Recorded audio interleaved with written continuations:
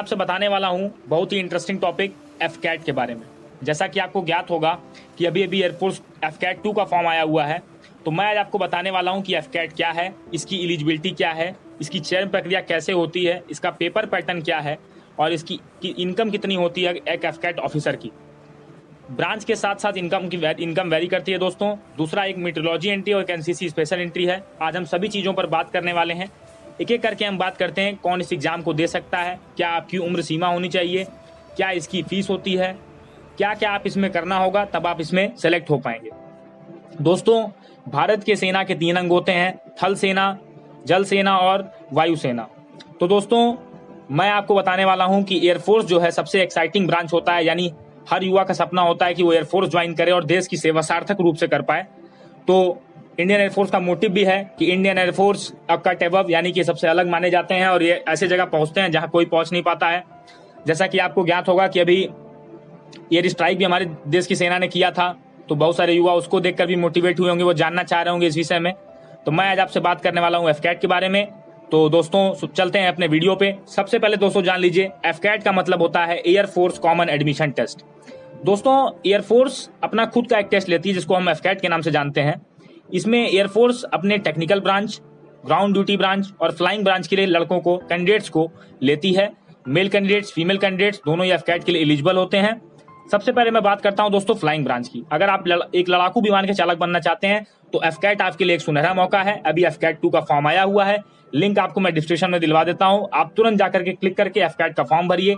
अगर आप graduation appearing में है, लास्ट ईयर है या ग्रेजुएशन कर रहे हैं तो देखिए दोस्तों, सबसे पहले अगर आपको एफकैट में जाना है तो कुछ बेसिक एलिजिबिलिटीज है, उनको आप जान लीजिए। सबसे पहले अनमैरिड कैंडिडेट होना चाहिए, चाहे वो मेल हो फीमेल हो, वो इंडियन होना चाहिए।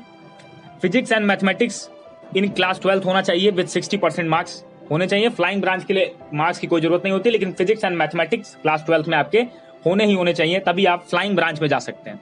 दोस्तों, सेकंड ब्रांच की बात करते हैं ग्राउंड ड्यूटी की, जिसमें 2 ब्रांच होती हैं, टेक्निकल और नॉन टेक्निकल। टेक्निकल के लिए आपको aeronautical engineering, mechanical engineering, electrical engineering, इस तरह की इंजीनियरिंग की डिग्री आपके पास होनी चाहिए, 4 वर्षीय कम से कम। तो आपके पास 60% मार्क्स होने चाहिए पूरे बीटेक में थ्रू आउट, तब आप ग्राउंड ड्यूटी टेक्निकल ब्रांच के लिए एलिजिबल हैं।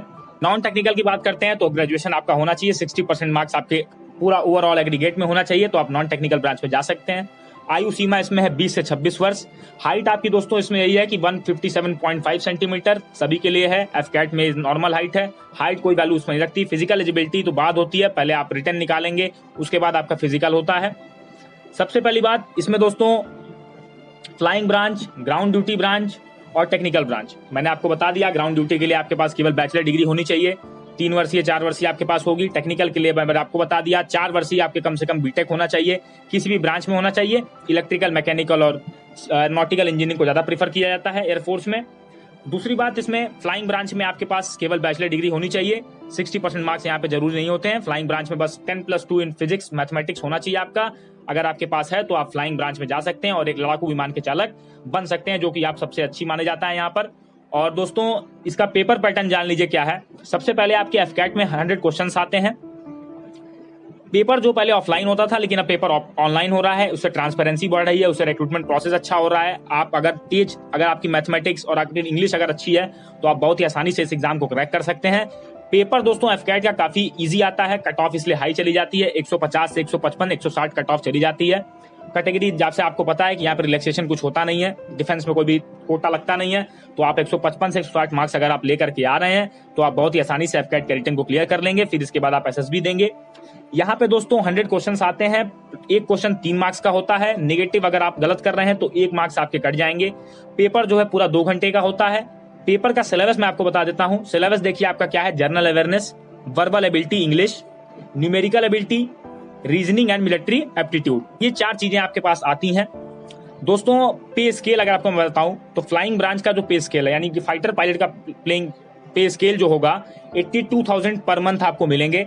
इससे ज्यादा हो सकता है, इससे कम नहीं हो सकता है, क्योंकि ग्रेड ए की जॉब बढ़िया जॉब है, कमीशन्ड ऑफिसर, गेस्टेड ऑफिसर आप बनेंगे इससे।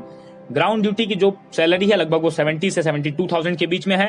टेक्निकल ब्रांच की जो सैलरी है वो 65 से 70,000 के अप्रॉक्स आपको मिल जाएंगे, इससे कम आपको मिलेंगे नहीं। दूसरी बात दोस्तों, इसमें आपको परमानेंट सर्विस कमीशन और शॉर्ट सर्विस कमीशन दोनों ही मिलते हैं। हाँ, मैं फ्लाइंग ब्रांच के लिए एक बार आपको बता दूं, आप अगर एक बार पीएबीटी फेल कर चुके हैं, यानी अगर आप एनडीए से गए हैं और आप पीएबीटी में फेल हो गए हैं, pilot aptitude battery test, then you are not eligible for AFCAT pilot entry. Air force के लिए आप फ्लाइंग ब्रांच के लिए एलिजिबल नहीं होंगे यहाँ पर। लेकिन अगर आप नॉन टेक्निकल के लिए जाना चाहते हैं तो बहुत ही आसानी से आप जा सकते हैं, इसमें कोई पीएबीटी अनिवार्य नहीं होता है, आप पीएबीटी दिए बिना भी जा सकते हैं। लेकिन अगर आप पीएबीटी में फेल हो गए हैं पायलट एप्टीट्यूड बैटरी टेस्ट में, तो आप एयरफोर्स में पायलट नहीं बन पाएंगे, क्योंकि जिंदगी में पीएबीटी बस एक ही बार दिया जाता है। एक बार जो फेल कर जाता है फिर वो एयरफोर्स में पायलट नहीं बन पाता, और जो एक बार क्लियर कर जाता है उसको बार बार पीएबीटी देने की जरूरत नहीं होती है। दोस्तों, सबसे पहले आप रिटर्न दीजिए, 100 क्वेश्चंस, 2 आवर्स का समय मिलता है आपको। ऑनलाइन एग्जाम, कंप्यूटर सीबीटी होगा, पेपर दीजिए, एसएसबी दीजिए। अगर आप चाहते हैं कि हम आपको एसएसबी पे वीडियो प्रोवाइड करें तो नीचे कमेंट सेक्शन में मुझे मेंशन कर दीजिएगा, मैं आपको एसएसबी पे वीडियो देने की कोशिश करूंगा। और इसके पहले मैं आपको बताना चाहूंगा, 4 तरीकों से हमने बताया था कि आप एयरफोर्स पायलट कैसे बने, उस वीडियो को भी देख लीजिएगा, लिंक नीचे डिस्क्रिप्शन में दे दी गई है। तो दोस्तों, उम्मीद है आपको वीडियो बहुत पसंद आया होगा।